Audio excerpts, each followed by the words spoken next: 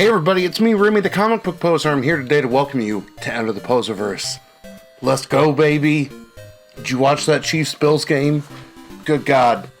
I'm excited we pulled it off, but Josh Allen, kid's got balls.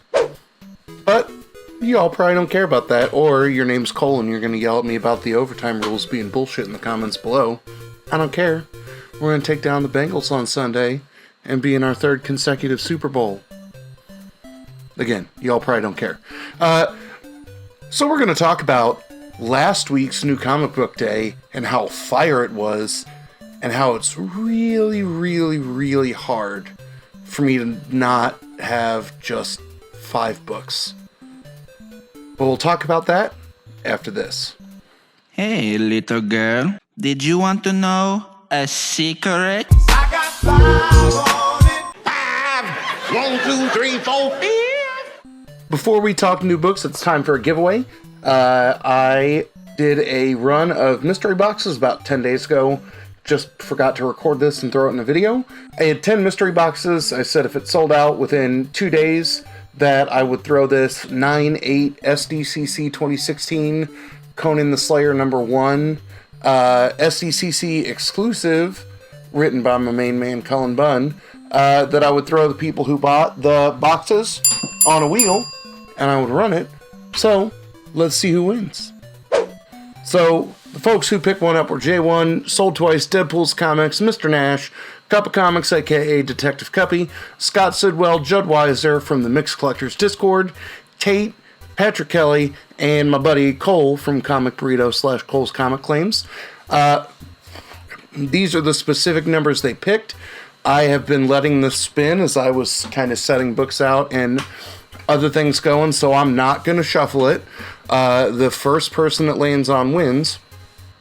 And this will be put in the mail, going your way, probably Wednesday of this week.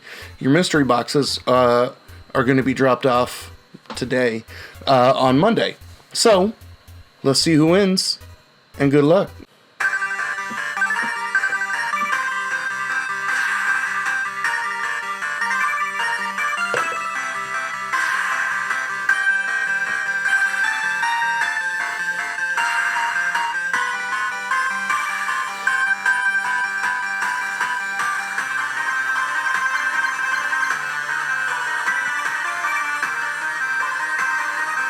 Alright, we're starting to slow down a little bit. And I promise I'm not messing with it. That's why I'm sitting here dancing to music. My Mac freaks out when I try and do too many things at once. And is this shit rigged? Is it going to go to my buddy Cole? I think it's going to slide off of Patrick, but we don't know if it has enough. Ooh, it might not. It might be staying with Patrick. Oh. Very nice, Patrick. I should not have doubted the desire of the wheel to gift you with this sweet, sweet slab. So, I think you're getting a metric ton of books from me the next couple of days. But, congratulations, buddy. Thank you for supporting this round of boxes. I think I might do one a month just because I want to see what the feedback was on this. I put a lot of work into trying to create balanced boxes and stuff like that. And, I want feedback, see how I can do better, see what people are interested in, and we'll try again. But congratulations. I'll see y'all if you're interested in the next one. So now, let's talk books. I posted something on TikTok and everywhere else I could share the same short video on Sunday afternoon that this was probably one of the best weeks of books from top to bottom with everything that I've pulled in maybe a year and a half. That just everything was firing on all cylinders, and I had 13 different books that I was like, how am I going to whittle this down to 5? So I'm going to cheat a little bit and go, here's your pile of honorable mentions. This might be the best issue of Silver Coin yet. Real good story. I'm intrigued to see what happens in issue 2 of Ben Reilly's Spider-Man, but it was pretty fantastic. I really like Stoke. There was a new character reveal. It's the same team who wrote the previous one. I liked it. Venom #4 was pretty cool. We're starting to, see the two threads of father and son kind of weave back together again. oh, this next issue is going to be dope, and I'm going to be sad that it's over. Still solid. Thought about dropping it, just not picking it up this week. This was really good. I want to learn more about Starfire after that. And then the last issue that probably should be towards the top of my pile is Bolero #1 from Image. This book is so good on so many different levels that I'm pretty sure that you will see a video in the next 10 days with me kind of breaking down how insanely good this series is and how much of a fan of it you should be if you're into 5 or 6 different things. So there are your honorable mentions. All of them. Real good. There's going to be something else with my top 5 books that you're going to be surprised by, and we'll see if you can see what shocks you. But it's a numbers game. So coming in at number 5 from AWA Upshot Studios is Crimson Cage #2. It's by John Lees, Alex Cormack, and Ashley Cormack. Like I said in my pull list video on last Tuesday, this is Macbeth told in wrestling, and I think it's very brilliant in terms of the illusions. I think if I can get one of my English teacher friends to help, brush up the things I should remember about reading Macbeth in high school, then maybe I'll do a connect the dots and why, if you're a high school student or a college student being told you have to read Macbeth, you should just read Crimson Cage instead. But this is part 2 of a 5-part series where it's wrestling, and the main character that we meet, who's cutting a promo here in the first page, is getting ready to chase down the man who has been jumping around from regional promotion to regional promotion, who promised that he would help put him over to become the title winner. And he's got to make good on his promises to the women of the lake. When he shows up, right, the reigning champion offers a deal, and it becomes a question of should he give in, or should he give up his quest for glory, or should he give in and continue grinding it out? We see that's real gory, and I'm not going to show these 2 pages. As he kind of leaves, it sets up the stage for what is he going to do now on his title run. How is he going to continue to be haunted by the women of the swamp? Just real good. The art's good, the story is good, the angle is good, and yet another reason why I have loved every single AWA Upshot book that has come out. Especially, you heard me talk about how much I loved Hotel #2 last week. So John Lees is in the top 5 in back-to-back weeks. Coming in at number 4 from Marvel Comics is Silver Surfer Rebirth #1. This is by Ron Mars, Ron Limbs on pencils, Don Ho, tiny bubbles, is inking it, Israel Silva's coloring it, and Joe Subino is the letterer. So what really got me kind of reignited back into understanding the significance of Silver Surfer was Silver Surfer Black. That, it came out as I was getting back into reading and collecting comics. I really thought the art of that was stellar, but there were a lot of things about Silver Surfer that I didn't know reading that series that I probably should have the first time. So I've gone back and kind of read key Silver Surfer issues, appearances, that kind of stuff on Marvel Unlimited, and it's become somebody that I fall in more love with. So this series starts with Legacy, who shows up out of nowhere to save I think it's a Kree ship, from being pulled into a black hole. And if you remember on Shop Talk a couple weeks ago, and then on one of the subsequent auctions, J1 talked about the Marvel Legacy Jenna Svell book, and he was like, I don't know why this is coming out. Is he going to become relevant again in some way? And the answer is yes, right? And, you clearly get his name and things like that there, but, maybe I should have picked up on. That's who that is from the A cover.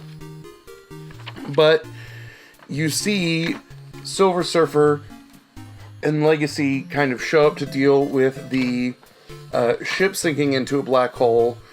You know, Silver Surfer kind of updates him with, you know, his post-Galactus stuff, and then all of a sudden, Legacy turns into Marvel, his father, and it's not clear, like, how the transition comes, but they clearly communicate as two different characters, and they show up to deal with a big, you know, battle on a planet. And the final 3 pages of this, in terms of the reveal at the end, in terms of the big bad that we're going to deal with,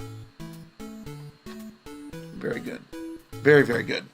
I'm excited as all of them fall down for issue number 2 to come out. Coming in at number 3, also from Marvel Comics, is the X Lives, the 10 Lives, whichever way it is, of Wolverine. Number 1. This is by Benjamin Percy, Joshua Cassara, and Frank Martin, and I'm pretty sure this is the same team who's consistently been cranking out the ongoing Wolverine series. That I know Percy has been writing all of it, or I think all of it. But like I said in my pull list video, I'm behind on my current X books. That the Trial of Magneto just started, but I wanted to hop in with this, and holy crap, is it good. So we get a nice soliloquy about a clock and being alive forever. We see Logan and Professor X, and we see that it's time. And then all of a sudden, it jumps back into, you know, old England. And all of a sudden, we get a big battle of Wolverine versus Omega Red, which again, maybe I should have picked up on some of that with the tendrils that are all over the place on the cover. But what we are seeing in terms of the timelines, and of course, the Hickman-esque letter that appears in most of the X-Men books now, that they are fighting to save a child. And I don't want to reveal who the child is that they are protecting, because I know that some of you may be hunting down or reading this book, but it's probably pretty significant. And it's just kind of good watching all of this back and forth. This might be one of the sexiest 2-page spreads that I've seen in a while. That, whoo, so good. I want like a good print of that, and put it on my wall, because it's, again, all of the different incarnations of Wolverine throughout time. Battle, you know, kind of continues. We try and figure out what happens next, because he does hop to another timeline, right? Another life. And then we get, at the end, the reading sequence, right? That you know that this is going to be 12 books in total, alternating back and forth. No, 10 books. Why did I think this was 6? But it alternates back and forth between the lives and then deaths of Wolverine, in the same way that, you know, House and Powers, that came out, 2 years ago now, is really one consistent story that, for the most part, alternated between the 2 titles. So if you had a little bit of X-Slash during everything that was going on, I think this is a good place to jump in. Big fan of it. Gonna get caught up on the rest of my X-Men, but looking at all of this in a vacuum excites me to any ends.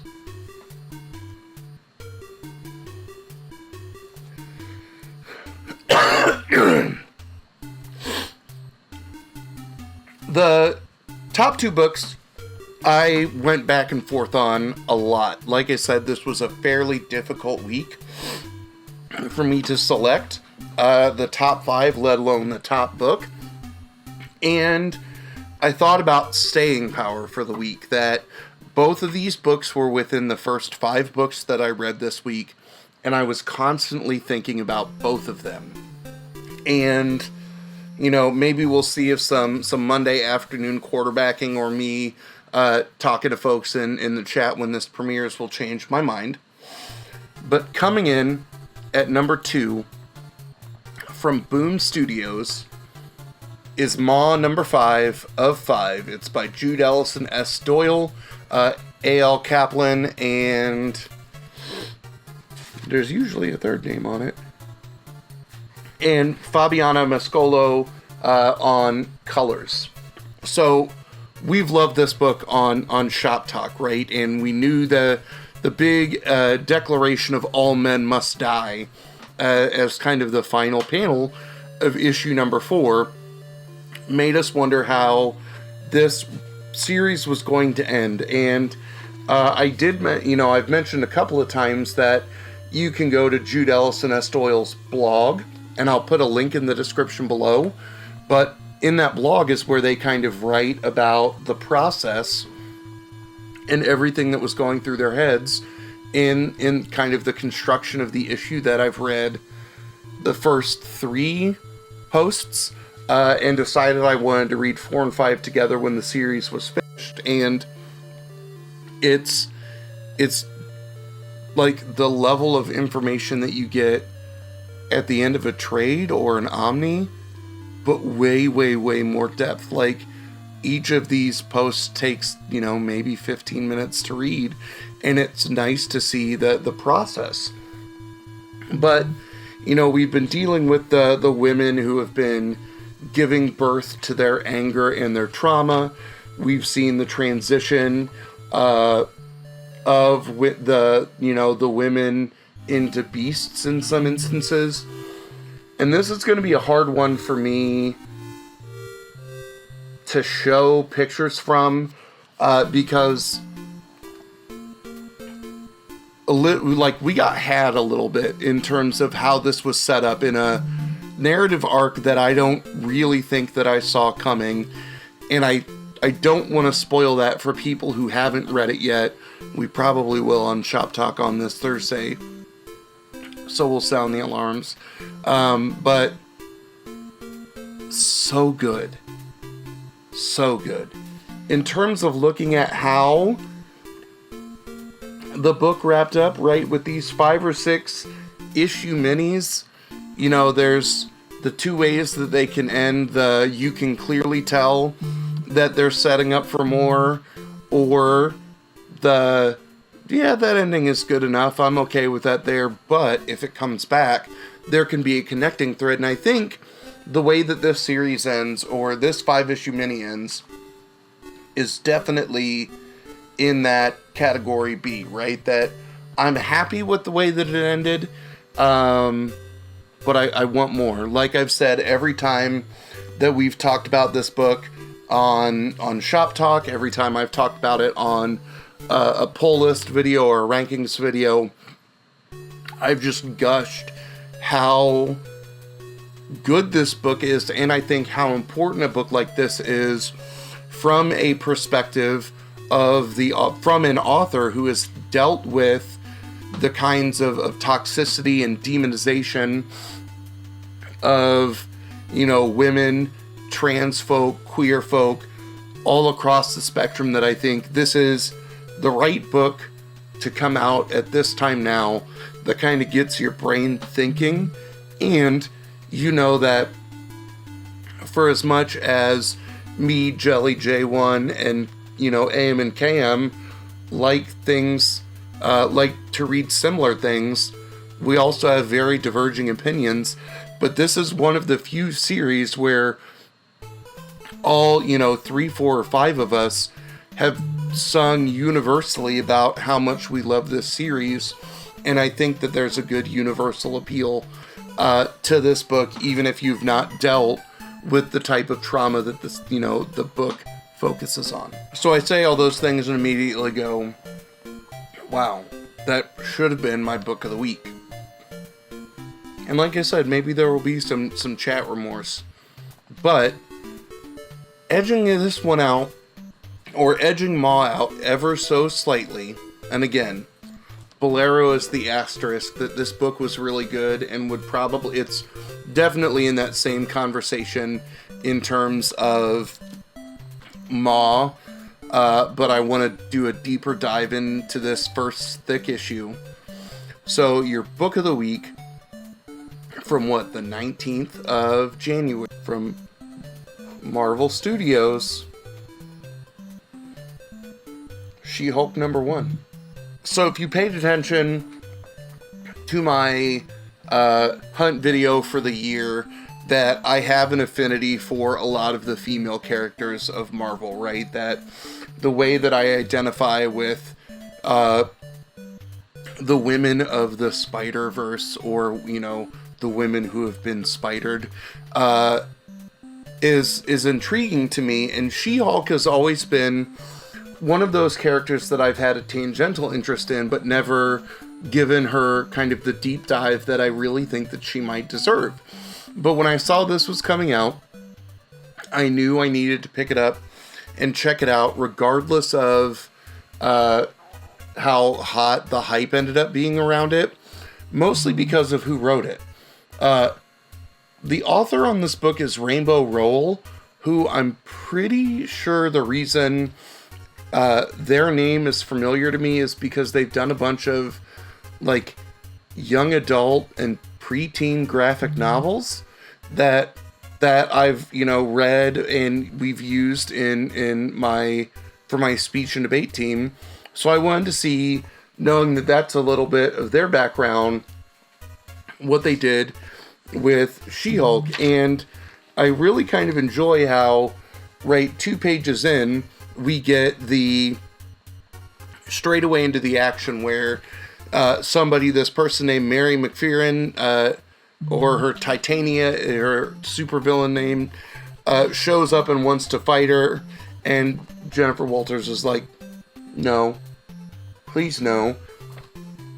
And they end up deciding throughout this battle, and I like how she's slowly disrobing, because this is her one good suit, that we kind of get that classic She-Hulk, you know, reveal in a very awesome 1 page. And I forgot to mention that cover A is done by Jen Bartel, who I love. She did a lot of those Women History Month nod covers. That very good cover. You've heard me talk about how much I love their art.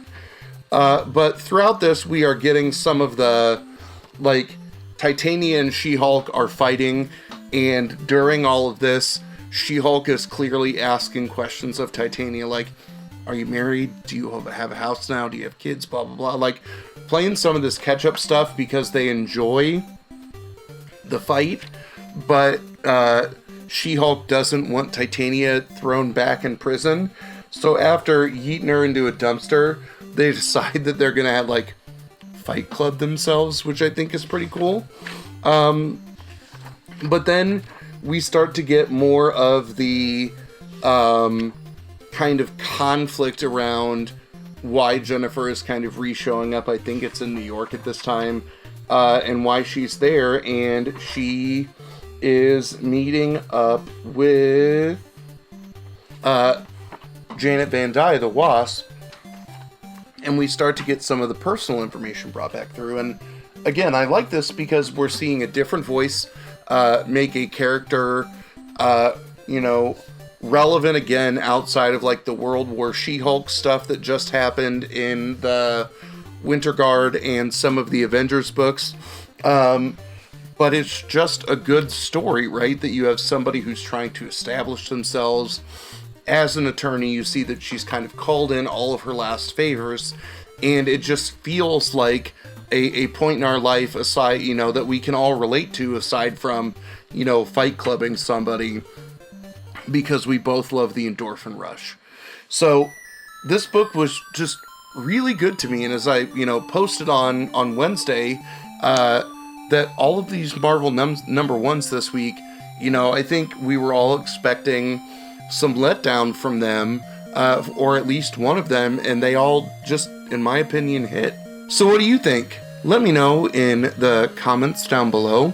Make sure you watch tomorrow's pull list video, where I'm probably going to be recording the same outfit because it's Sunday night. I'm batch recording. Y'all know how it is. But on Tuesday's video, I'm going to talk about a new weekly giveaway that I'm going to do, starting to pay some things back to the community in terms of books that are coming out that I'm into. And we're also going to do a big mega drawing for my channel members for, I think it's November, December, and January, and my patrons for that same span as well, where you're going to get to pick between door A and door B, and I'll send somebody their winnings. But I'll see you tomorrow. Who knows what's coming up for the rest of the week. But as always, y'all, go Chiefs. Thanks for stopping by, and have a good one.